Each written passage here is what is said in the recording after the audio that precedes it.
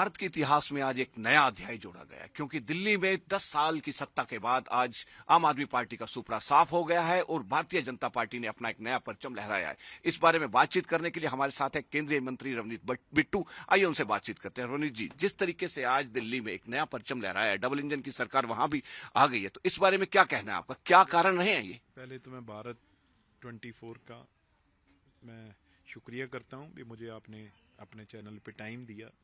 देखो, लोगों ने कोई कमी नहीं छोड़ी। लोगों ने केजरीवाल साहब को और आम आदमी को बहुत अच्छी तरह उन्होंने जिम्मेवारी देके रखी 3 बार, और जीत भी ऐसी भी कोई ऑपोजिशन ही ना हो सामने, तो तब भी आप लोगों के झूठ बोल के आप उनसे वोट डलवा के सत्ता में बैठे रहो। आपको किसी ने कहा था भी आप ये लोगों को कहो भी मैं एक फ्लैट में रहूंगा, फिर आपको क्यों जरूरत पड़ेगी एक शीश महल बनाने की, जो कोई भी सीएम ऐसा नहीं। फिर आप ऑल्टो गाड़ी की बात करते थे, फिर क्यों आपको बड़ी बड़ी एमजी की जो सबसे बड़ी गाड़ी हैं उस पे आप आ गए, फिर आप उस पे भी रुके नहीं, आप सारी पंजाब के हेलीकॉप्टर जो बड़े से बड़े जेट हैं उसके ऊपर आप सफर करने लग गए। तो ये चीजें तो आपकी हो गई जो आपने की। और दूसरे लोगों को क्या मिला? लोगों को आपने सबसे पहले कहा था भी यमुना जी सबसे बड़ी जो चीज दिखती है, तो आप इतने ओवर कॉन्फिडेंस हो गए, खुद ही मानने लगे भी ये काम मुझसे नहीं हुआ, मुझे और 5 दे दो। सड़कें जो बनानी चाहिए थे उस पे आप खुद ही मान गए, इतने ओवर कॉन्फिडेंस लोगों को लेके भी। लोगों का क्या है, लोग तो मेरे लिए हैं भी, ये सड़कें सिंगापुर जैसी नहीं बनी यार, 5 और दे दो। अरे 5 और दे दो, और ये पानी का काम मुझसे नहीं हुआ साफ पानी, तो 5 और दे दो। इस तरीके से लोगों को हल्के में लेना, इस तरीके लोगों को ये लगना भी ये मेरे खरीदे हुए बिके हुए हैं, मेरा कर्जदार है कोई, ये रवैया। क्योंकि दिल्ली है और दिल्ली ही देश की शक्ल है, और इस केजरीवाल ने वो शक्ल दिल्ली की बिगाड़ के रख दी। और दूसरी तरफ नरेंद्र मोदी जी का लोगों ने देखा यार डबल इंजन, अगर डबल इंजन कहते हैं, देखो तो हरियाणा कैसा है, चमक रहा है, कैसा यूपी है योगी का, देखो राजस्थान, देखो मध्य प्रदेश। वो लोगों के सब दिल्ली में तो चाहे उत्तरांचल है, चाहे पूर्वांचल के लोग हैं, चाहे पंजाब के हैं, सारों ने देखा भी यार यहाँ हो क्या रहा है।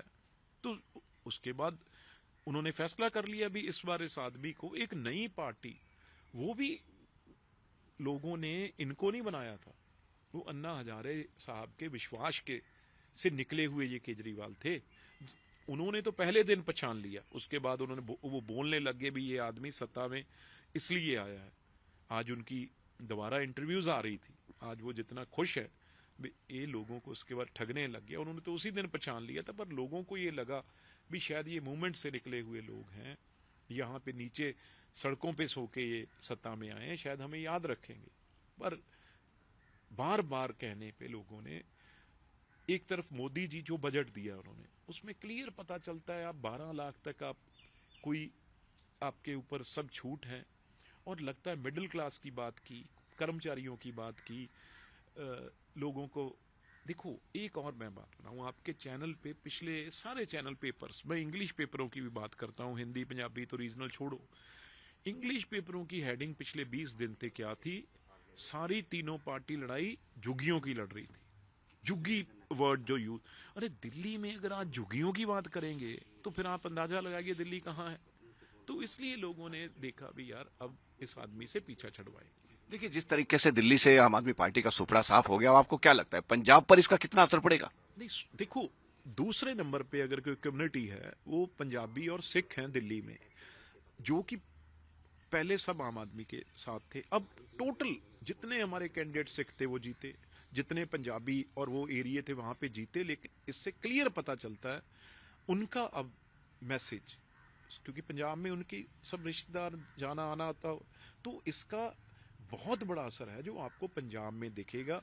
और यही मैसेज पहले दिल्ली से यहां आया था, अब वहां से यही मैसेज यहां आ गया, और बाकी सब सरकारें अब बीजेपी की हो गई हैं। तो पंजाब भी जरूर सोचेगा, इस बार बजट में फार्मर्स के लिए बहुत चीजें हैं, और किसान एक ऐसा है वो भी आप देखेंगे उसने भी बहुत टाइम केजरीवाल को और को वोट देके देख लिया, अब वो बीजेपी को अगली बार टेस्ट जरूर करेगा, ये मेरा दिल कहता है। देखिए, जैसे काफी समय से खबरों में ये भी बात चल रही है कि पंजाब में सीएम बदला जा सकता है, इस बारे में क्या कहना है आपका? सीएम है कहाँ, ये तो मानने वाली बात है। सीएम तो केजरीवाल ही थे। अब ठीक है, भगवंत मान जैसा उनको डमी आदमी नहीं मिलना था, लेकिन अब उन्हें और एक उससे भी जो उनको ज़्यादा कमाई करके दे सकता है, बिजनेस कम्युनिटी से आता है, वो ज़्यादा उनकी बात कर रहा है, और ज़्यादा जो बोली कहते हैं पैसों की वो ऊपर की लग चुकी है। तो इसलिए उनकी दीवार है साथ ही अमन अरोड़ा साहब की, वो दीवार शायद रातों रात ही आ जाए, ये पता ना लगे, भगवंत मान को खुद भी ना पता चले भी रात फांद के किस दिन वो सीएम के घर में आ गए। तो वो हालात आप देखेंगे, ज़्यादा टाइम नहीं मिलेगा आपको, टाइम ये महीने के अंदर अंदर ही आपको ये हालात यहाँ पे चंडीगढ़ में दिखने लग जाएंगे। क्या केजरीवाल जी जिस तरीके से चुनाव हार गए हैं, क्या कोई राज्यसभा का सदस्य केजरीवाल के लिए सीट छोड़ सकता है? ना ना जी, ना ना, भूल जाए, वो टाइम निकल गए। अब आराम करने का टाइम आ गया है, और काफ़ी उनको इलेक्शन में मैं समझता हूँ तकलीफ हुई है, और हार भी बड़ी है, झटका भी बड़ा है। अभी तो आराम का टाइम है।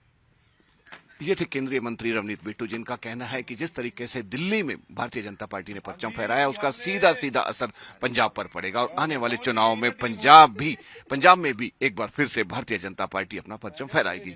वीडियो जर्नलिस्ट विकास पंत के साथ डॉक्टर थानेश्वर शर्मा, चंडीगढ़।